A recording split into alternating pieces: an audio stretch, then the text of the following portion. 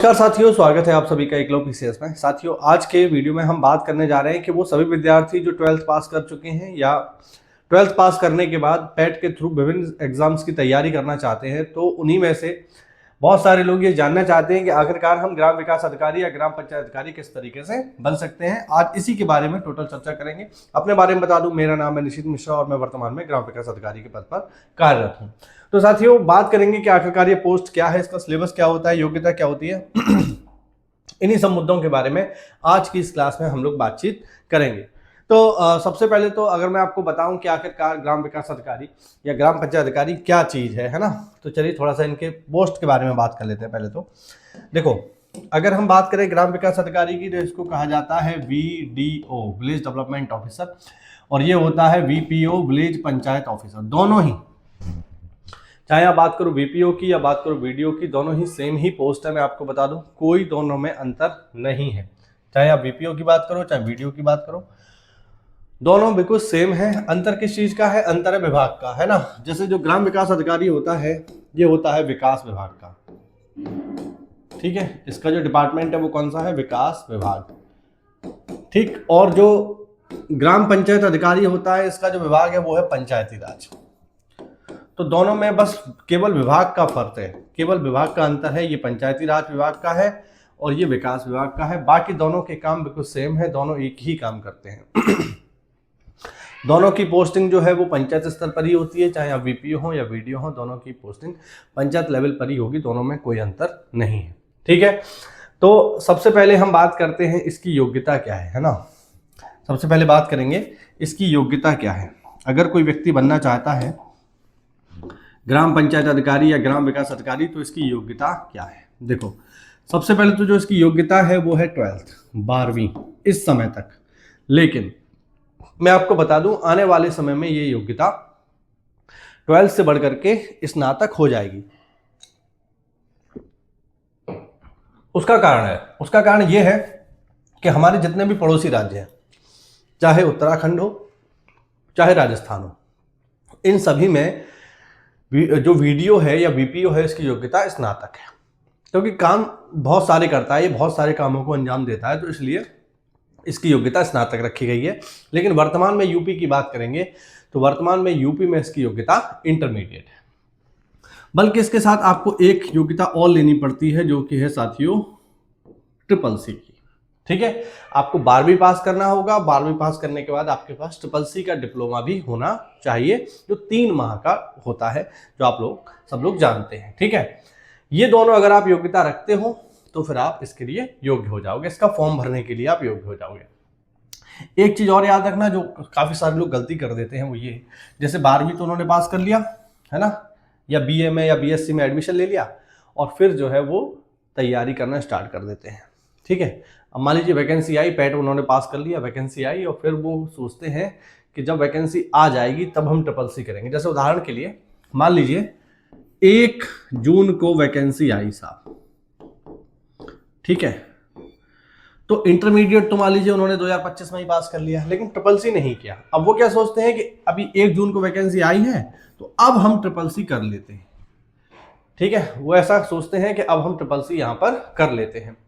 तो अब इसमें दिक्कत क्या है? इसमें दिक्कत साथियों ये है कि जब आप नोटिफिकेशन आने के बाद CCC करोगे, ठीक है, जब आप नोटिफिकेशन आने के बाद CCC करोगे तो उसमें एक दिक्कत ये आ जाएगी कि उसमें होगा क्या, होगा ये कि जब नोटिफिकेशन आता है तो नोटिफिकेशन में साफ साफ लिखा होता है कि आपको जो फॉर्म, मतलब जो आपका जो भी डॉक्यूमेंट है, चाहे इंटरमीडिएट का हो चाहे CCC का हो, वो होना चाहिए 1 जून से पहले का।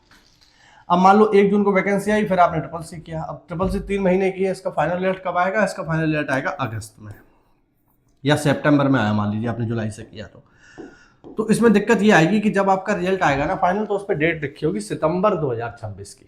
अब इससे दिक्कत ये है कि जब डॉक्यूमेंट वेरिफिकेशन होगा, जब DV होगा, तो DV में आपको कर दिया जाएगा बाहर। भले आप बहुत अच्छे अंक से पास हुए हों या आपके बहुत अच्छे अंक को या आपने टॉप मार दिया हो, लेकिन फिर भी आप बाहर हो जाओगे। इसलिए हो जाओगे क्योंकि जो नोटिफिकेशन आता है उसमें साफ साफ लिखा होता है कि जो आपके डॉक्यूमेंट हैं वो नोटिफिकेशन की डेट से पहले के होने चाहिए। यानी आपके सारे के सारे डॉक्यूमेंट 1 जून से पहले के होने चाहिए। लेकिन आपका CCC कब का होगा? अगर सितंबर का होगा तो फिर आप बाहर हो जाओगे, तो बेहतर यही है कि अगर आपके पास अभी समय है, जैसे मान लीजिए वैकेंसी आएगी, तो वैकेंसी आने से पहले ही आप CCC का जो डिप्लोमा है वो आप कर लो, इस चीज़ को आप समझो, ठीक है। तो ये तो हुई योग्यता। इसके अलावा अब जब ये आप पूरी कर लोगे तो अब इसकी परीक्षा योजना क्या है, ठीक है। अगर हम बात करें इसकी परीक्षा योजना की, आखिरकार VPO या वीडियो बनने के लिए आपको कौन कौन सी परीक्षाएं देनी पड़ेंगी, परीक्षा योजना। तो परीक्षा योजना की अगर मैं बात करूं तो परीक्षा योजना में आपको ये ध्यान रखना है कि परीक्षाएं होती हैं इसकी 2, ठीक है। पहले आपको पास करना पड़ेगा पैट। सबसे पहली जो परीक्षा है जो आपको पास करनी पड़ेगी वो है पैट, ठीक। सबसे पहले बिना पैट पास किए आप सिलेक्शन नहीं ले पाओगे, ठीक है। पैट आपको पास करना पड़ेगा। पैट का एक पूरा प्रॉपर एग्जाम होता है, वो आप पास करिए। जब आप पैट पास कर लोगे, जब आप पैट पास हो जाओगे, अब पैट में भी आपको स्पेशली इसकी तैयारी करनी पड़ेगी क्योंकि एक तरीके का प्री एग्जाम। पैट पास करना पड़ेगा। पैट में भी आपको देखो नंबर बढ़िया लाने पड़ेंगे, ठीक है। पैट में कम से कम आपको नंबर लाने पड़ेंगे 70 से 75, ठीक। इतने अंक आपको लाने पड़ेंगे, तब आपका काम चलेगा, ठीक है। अब क्या होगा, अब वैकेंसी आएगी और वैकेंसी आने के बाद आपको शॉर्टलिस्ट किया जाएगा। अगर आपके नंबर बढ़िया हुए तो आप शॉर्टलिस्ट होगे, और जब आप शॉर्टलिस्ट हो जाओगे तब आपको मुख्य परीक्षा देने को मिलेगी, ठीक है। केवल एक परीक्षा देके यहाँ काम नहीं चलने वाला है, प्री और मेंस एक तरीके से आपको देना पड़ेगा। तो पैट हो गया आपका प्री, उसके बाद आपको देना पड़ेगा मेंस। मेंस किसका, VPO या फिर वीडियो का, इसकी वैकेंसी आएगी और फिर आप इसकी तैयारी करोगे। तो पहले आपको पैट पास करना अनिवार्य है, यानी ऐसा नहीं हो सकता कि डायरेक्टली आप गए और आपने जो है सीधे सीधे वीडियो का फॉर्म भर दिया और आप वीडियो बन गए, नहीं, ऐसा नहीं है। पहले आपको पैट पास करना पड़ेगा अच्छे अंक से, फिर आप मेंस के लिए क्वालिफाई होगे, देन आपको मेंस देना पड़ेगा, फिर मेंस पास करना पड़ेगा, तब होगा आपका डॉक्यूमेंट वेरिफिकेशन, DV होगा, और तब फाइनल रिजल्ट आपका आएगा। ये है इसकी परीक्षा योजना, ये इसके चरण हैं, और ये सभी चरण आपको पास करने होंगे अगर आप वीडियो या VPO बनना चाहते हो तो। आई बात समझ। अब हम बात करते हैं कि आखिरकार ये तो होगी परीक्षा योजना, अब इसका सिलेबस क्या है। देखो पैट का सिलेबस हम सब लोग जानते हैं, वो आप कहीं से भी देख सकते हो। मैं डायरेक्टली इसका जो मेंस का सिलेबस है उसकी बात करूंगा। तो अगर हम बात करें कि इसका मेंस का सिलेबस क्या है, ठीक है, तो मेंस का जो पेपर होगा ये होगा साथियों 100 अंक का। 100 अंक का पेपर होगा, और इसमें सवाल कितने आएंगे, 100 प्रश्न आएंगे। 100 प्रश्न आएंगे 100 अंक के। अब उसमें क्या क्या होगा यहां पर आप देख लो। देखो 10 अंक का, हाँ जी, 10 अंक का आपका आएगा पंचायती राज व्यवस्था का इतिहास और उसके संबंध में संवैधानिक उपबंध, ठीक है। 10 नंबर का आपका पंचायती राज का इतिहास आएगा, ठीक है, यानी अंग्रेजों के समय से लेकर वर्तमान तक कैसे कैसे पंचायती राज व्यवस्थाओं का विकास हुआ, वो सब आपसे यहाँ पूछा जाएगा। अभी पहले हम देख लेते हैं, फिर इसको डिटेल में इलेबोरेट करेंगे। 10 अंक का आपका आएगा पंचायतों का वर्तमान स्वरूप। 10 अंक के आएंगे पंचायत के वित्तीय स्रोत व कार्य योजना। 5 अंक का आएगा पंचायती राज व्यवस्था को सशक्त करने के उपाय। 20 अंक का आएगा ग्रामीण विकास योजनाएं, ठीक है। 10 अंक का आएगा ग्राम पंचायत अधिकारियों की ग्रामीण क्षेत्रों के विकास में भूमिका। 15 नंबर का आएगा आपका कंप्यूटर, ठीक है, और 20 अंक का आएगा आपका UP GK। ये इसका पूरा सिलेबस है जो आपके सामने है, ठीक है, याद रखिएगा। अब डिटेल में इसको देखते हैं कि आखिरकार डिटेल में क्या क्या है। तो पंचायती राज व्यवस्थाओं के इतिहास में परंपरागत पंचायतें तथा ब्रिटिशकालीन पंचायत व्यवस्था, क्योंकि पंचायत व्यवस्था को अंग्रेजों ने ही भारत में इम्प्लीमेंट किया, ठीक है, एक प्रॉपर फॉर्म में। हालांकि उससे पहले भी हमारे यहाँ पंचायतें चलती थी। जब प्राचीन भारत में आप जाओगे तो वहाँ पे जो है आपको पंचायत देखने को मिलती हैं। स्वतंत्रता प्राप्ति के बाद पंचायती राज व्यवस्था, ठीक है, जैसे जवाहरलाल नेहरू के टाइम पे सामुदायिक विकास कार्यक्रम चलाए गए, ठीक है, और उसके बाद जो है पंचायती राज व्यवस्था का जन्म होता है। जैसा कि हम सब लोग जानते हैं कि राजस्थान के नागौर में पहली बार पंचायती राज व्यवस्था को लागू किया गया। वो सब पंचायती राज व्यवस्था के सुदृढ़ीकरण हेतु गठित समितियां। अब पंचायती राज को बनाने के लिए बहुत सारी समितियां बनी हैं, जैसे कुछ मैं आपको बता देता हूं, है ना। जैसे आपने नाम सुना होगा BR मेहता समिति, बलवंत राय मेहता समिति, बहुत इंपॉर्टेंट है। आपने नाम सुना होगा अशोक मेहता समिति, ये भी बहुत इंपॉर्टेंट है। ठीक है, राव समिति एक बनी है। ठीक, इसके अलावा अगर आप देखो तो सिंघवी समिति बनी है। ये सब समितियां जो है एग्जाम में पूछी जाती हैं और ये आपको पता होनी चाहिए, नॉर्मल जीएस में भी आपको पता होनी चाहिए। तो ये सब आपसे पूछेगा। उत्तर प्रदेश पंचायती राज एक्ट 1947 ये आपसे पेपर में पूछेगा। और संवैधानिक व्यवस्था का संवैधानिक आधार और संवैधानिक उपबंध, जैसे 73वां संविधान संशोधन इससे जुड़ा हुआ है 1992 का, वो आपको यहाँ पर पूछा जाएगा। इसके अलावा पंचायतों का वर्तमान स्वरूप, आज के समय में पंचायतें किस तरीके की हैं, पंचायतों का निर्वाचन भी कैसे होता है, पंचायतों में आरक्षण किस तरीके से आता है, और राज्य निर्वाचन आयोग की भूमिका। क्योंकि देखिए पंचायत का जो चुनाव है वो राज्य निर्वाचन आयोग कराता है, इस चीज को आप लोग याद रखिएगा। भारत में जो चुनाव है, जैसे लोकसभा का चुनाव हो गया, राज्यसभा का हो गया, विधानसभा का हो गया, ये करवाने की जो जिम्मेदारी है वो है इलेक्शन कमीशन ऑफ इंडिया पे। ठीक है, लेकिन जो पंचायती राज के चुनाव है वो करवाता है राज्य निर्वाचन आयोग। और फिर ग्राम पंचायतों का गठन किस तरीके से होता है, पंचायतों की समितियां, बहुत सारी समितियां होती हैं पंचायतों में। ठीक है, और फिर पंचायतों के अधिकार क्या हैं, तो जैसा कि हम लोग जानते हैं टोटल 29 ऐसे विषय हैं जिस पर पंचायत काम करती है और पंचायत को काम करने के अधिकार है, उनके कर्तव्य हैं। ये सारी चीजें यहाँ पर पूछी जाती है। फिर आगे है इसमें पंचायतों के वित्तीय स्रोत एवं कार्य योजना।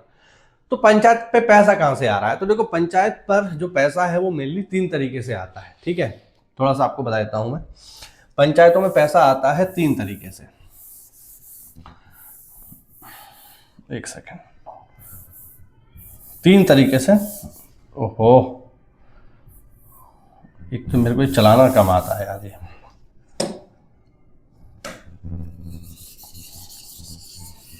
चलिए, तो 3 तरीके से पंचायतों के पास पैसा आता है। कैसे कैसे आता है साहब, देखो सबसे पहले आता है केंद्र वित्त से, केंद्र वित्त।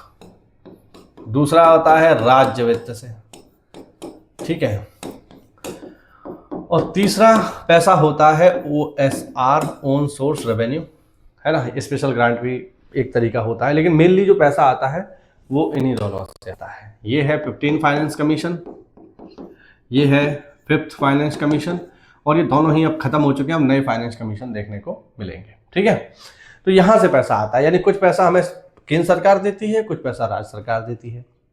ठीक है, इसके अलावा पंचायत खुद के भी रेवेन्यू जनरेट कर सकती है, टैक्स वगैरह लगा करके, उसे हम कहते हैं OSR, मतलब ओन सोर्स रेवेन्यू।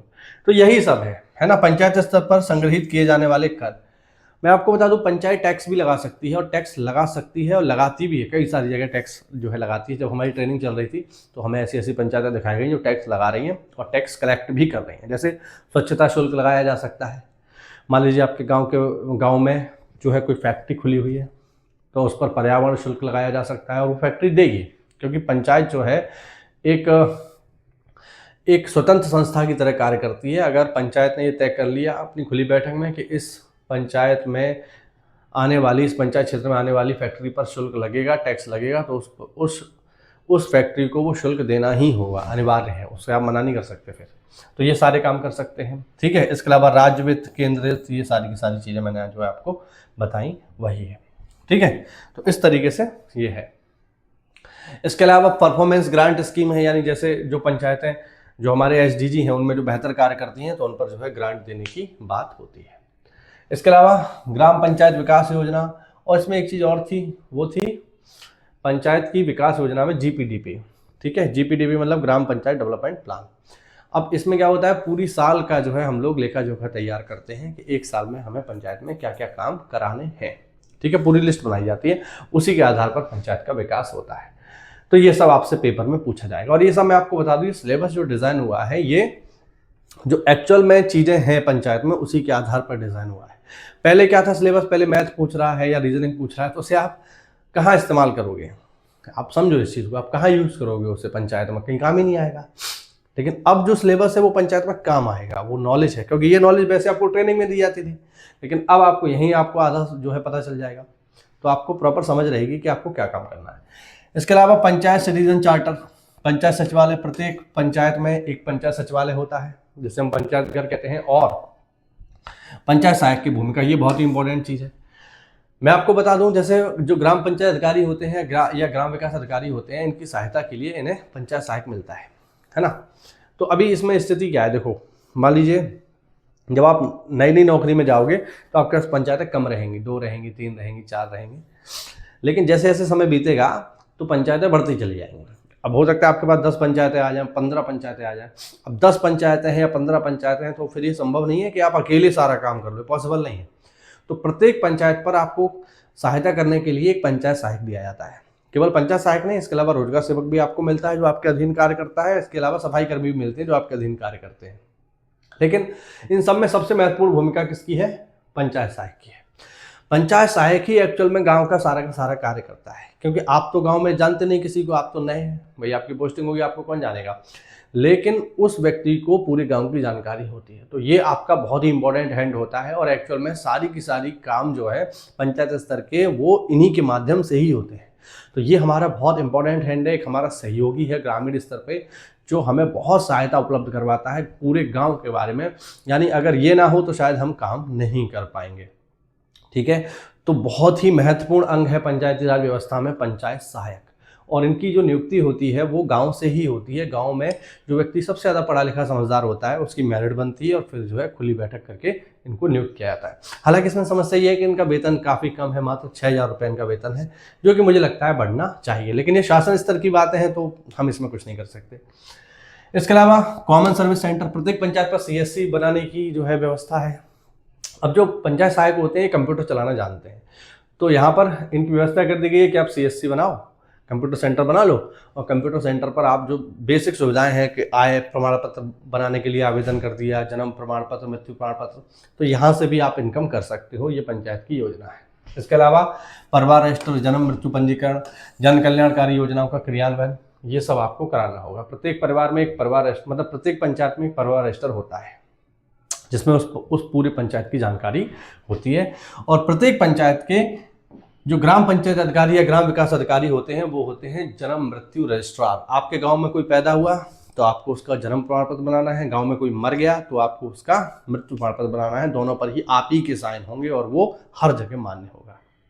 इसमें बहुत संभाल के बनाने की ज़रूरत होती है, खासकर मृत्यु प्रमाण पत्र। वो जब हम इस टॉपिक को जब आप तैयारी करना, अगर आप लोग कमेंट करोगे तो ये सारी क्लासेस मैं आपको करवा सकता हूँ, लेकिन होगा तभी जब आप कमेंट करेंगे, जब मुझे लगेगा कि हाँ आप लोग इंटरेस्टेड हो, क्योंकि फिर व्यूज़ नहीं आएंगे तो फिर कोई मतलब नहीं बनता उसका। आगे है ग्रामीण विकास की योजना है, तो बहुत सारी चीज़ें ग्रामीण विकास में चलती हैं, जैसे राष्ट्रीय ग्राम स्वराज अभियान चलता है, स्वच्छ भारत मिशन। भाई स्वच्छ भारत मिशन तो हमारी फ्लैगशिप स्कीम है, ठीक है। चाहे पंचायत विभाग हो, चाहे आपका विकास विभाग हो, सबका जो है फोकस इस समय किस पर है, वो है स्वच्छ भारत मिशन पर, स्वच्छ भारत मिशन ग्रामीण। अब स्वच्छ भारत मिशन के अंदर क्या करना है, गांव को हमें साफ सुथरा बनाना है। लेकिन अब गांव को साफ सुथरा बनाने में केवल आपकी योगदान नहीं होगा, उसमें प्रधान जी का भी योगदान होगा, जो गांव की जनता है उसका भी योगदान होगा, तभी ये हो पाएगा, अदरवाइज ये संभव नहीं। लेकिन फिलहाल अभी जो है हमने गांव को काफ़ी ज़्यादा साफ स्वच्छ कर लिया है। आपने नाम सुना होगा कि प्रत्येक पंचायत जो है ODF कर दी गई। ODF मतलब ओपन डेफिकेशन फ्री, तो ये उसका पहला चरण था। अब हम सेकंड फेज में है, जिसमें जो पंचायतें ODF हुई हैं उनको हमें ODF मेंटेन रखना है, यानी उनका जो स्वच्छ भारत का जो ओपन डेफिकेशन फ्री का स्टेटस है उसको मेंटेन रखना है। तो अभी हम फेज सेकंड में है, ठीक है। इसके अलावा बहुत सारी योजनाएं और भी गांव में चलती रहती हैं, वो सब आपसे एग्जाम में पूछी जाती हैं। इसके अलावा ग्राम पंचायत अधिकारी की भूमिका क्या है गांव के विकास में, तो भैया सचिव के रूप में, जैसा कि मैंने बताया, आप जन्म मृत्यु पंजीकरण करते हैं। इसके अलावा आदर्श ग्राम पंचायत बनाने में आपकी भूमिका होती है। देखो यहाँ पर मैं आपको बता दूं कि एक्चुअल में कोई गांव तभी विकसित हो सकता है जब उसकी प्रधान और उसकी जनता सहयोग करे। आप अकेले वहां जाकर के आप ये सोचो कि मैं पूरा गांव विकसित कर दूं, ये नहीं हो पाएगा, है ना। आप करने की कोशिश करोगे लेकिन हो नहीं सकता, संभव नहीं है, क्योंकि विकास कोई ऐसी एकात्मक चीज नहीं है, ये सर्वांगीण है। विकास सर्वांगीण होता है, यानी पूरे गांव का सहयोग आपको लेना पड़ेगा, तब ये विकास हो पाएगा। तो इसमें प्रधान जी की बहुत महत्वपूर्ण भूमिका होती है और एक्चुअल में विकास उन्हीं के माध्यम से ही होगा। आप चिल्लाते रहोगे कभी नहीं हो पाएगा। तो जब तक प्रधान जी और गांव की जनता का सहयोग नहीं होगा तब तक आप गांव का विकास, गांव को आदर्श नहीं बना सकते। लेकिन हाँ, आप लोगों को इसमें मोटिवेट कर सकते हो। तो आपकी भूमिका इसमें क्या रहेगी, लोगों को मोटिवेट करने की, लोगों को समझाने की, क्योंकि आप प्रशासन का हिस्सा बनोगे। भाई प्रशासन की नीतियों को आप जमीन पर लागू करोगे तो आप प्रशासन का महत्वपूर्ण हिस्सा हो, जिला प्रशासन का, तो उसमें आपकी जिम्मेदारी क्या, लोगों को मोटिवेट करना, समझाना कि साहब ये योजना है, आप इसमें साथ दो, हमारा गांव को साफ रखो, स्वच्छ रखो, ये योजना आ गई, इसका फॉर्म भर दो। तो ये सब आपका काम रहेगा, तो इसके माध्यम से आप ये करोगे।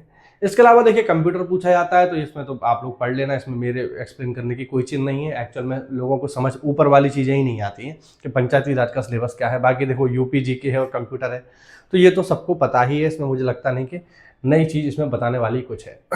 ठीक है, तो ये इसका पूरा का पूरा सिलेबस है। यहाँ पर आप देख लो, यूपी का भी दिया हुआ है, यूपी का विशिष्ट ज्ञान, संस्कृति, कला, वास्तुकला, लोक नृत्य, साहित्य, क्षेत्रीय भाषाएं, विरासत, मेले वगैरह, ये सब पेपर में यूपी के पूछा जाता है। ठीक है, तो ये हुआ इसका साथियों सिलेबस। अब हम बात करेंगे कि आखिरकार हमें इसकी तैयारी किस तरीके से करनी है। तो देखो, अगर आप इसकी तैयारी करना चाहते हो तो जो मेरी सलाह है आप लोगों को ये है कि अभी देखिए इसकी वैकेंसी, अब सवाल उठता है इसकी वैकेंसी कब आएगी। तो देखो वैकेंसी का अभी तो एक वैकेंसी तो चली रही है, वो तो पूरी होने वाली है, उसका रिजल्ट आने वाला है। नई कब आएगी तो इसके बारे में अभी हम कुछ नहीं कह सकते। ये भी संभव है कि वो पैट 25 से आवे, और ये भी पॉसिबल है कि वो पैट 26 से भी आवे, क्योंकि दोनों ही पैट 25 का कार्यकाल 28 तक है और 26 का कार्यकाल 29 तक रहेगा, तो यहाँ तक तो वैकेंसी आ ही जाएगी।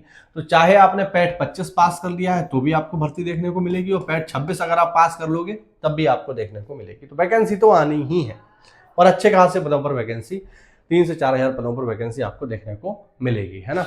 अब इतने ही पदों पर देखने को मिलेगी, ये मत सोचना कि जो है 30-40 हज़ार आ जाए, ऐसा नहीं होगा, क्योंकि 7-8 हज़ार तो कुल ही पद जो है स्वीकृत है मुझे लगता है यहाँ तक।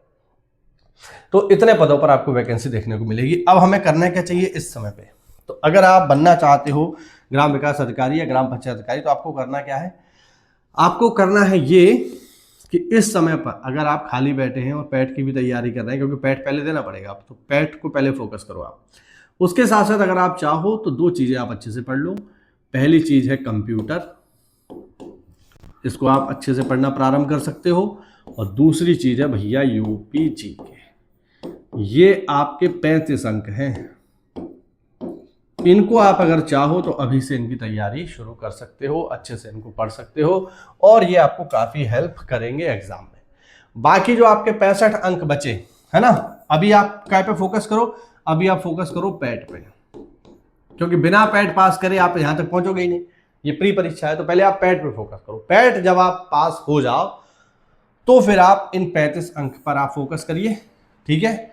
और फिर जब वैकेंसी आ जाए, क्योंकि वैकेंसी आने के बाद ऐसा थोड़ी 1 महीने पेपर हो जाएगा, तो वैकेंसी आने के बाद आपका पूरा का पूरा ध्यान जो 65 नंबर अभी हमने जो पंचायती राज का सिलेबस देखा उस पर आप फोकस करिए, ठीक है। अभी आप फोकस करो किस पे, पैट में। सबसे पहले पैट आप पास करो, कम से कम 70 से 75 नंबर लेके आओ इसमें, ठीक है, तभी आप फाइनल सेलेक्ट हो पाओगे, तभी आपको मेंस देने को मिलेगा। और फिर जब आपका पैट पास हो जाए तो आप साथ साथ इसको पढ़ो, यूपी जीके और कंप्यूटर को। इसको आप पैट के साथ भी पढ़ सकते हो, कोई दिक्कत नहीं, क्योंकि यहाँ भी आपको हेल्प करेगा। और फिर जब आप पैट पास हो जाओ और वैकेंसी आ जाए तो उस दिन से फिर आपको इनका रिवीजन करना है, और इसको 65 नंबर को जो पंचायती राज है इसको आपको अच्छे से पढ़ना है। तो मेरे हिसाब से ये रणनीति अगर आप अपनाते हो तो आपका सिलेक्शन होने के चांस बहुत ज़्यादा बढ़ जाएंगे, ठीक है।